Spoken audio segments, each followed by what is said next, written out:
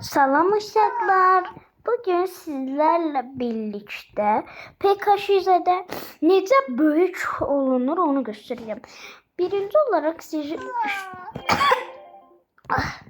üstüne binebildiğiniz hayvanınız olmalıdır ve balaca haliniz kayıtlı olmalıdır. Böyle de burada mesela balaca haliminde kayıtlıdır. Ve sonra da telefona yok evet birini hayvanımızın üstüne tıklayıp sonra telefona girip sonra özümüze basırız ve paltar seçmekle birlikte hayvanımızın üstüne binmeye basırıq. Ha oldu. Sonra ise balaca halimize tıklayıp bu en balaca haliydi ha. Böyle yekə görə bilər. Sonra yekə halimize basırıq ve oldu. Ben şimdi biraz daha geçireyim.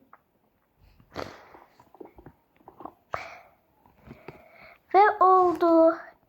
Bugünkü videomuz bu kadar. Ve videoyu çekerken ve videomu bitirdiğimi sonra videomu böyle bitirmek yerine basmalı yardımdan çıkartmışım. Ona göre video çöp oldu. Bu videonun indi ikinci dəfə çəkirəm. Ve sağ olun.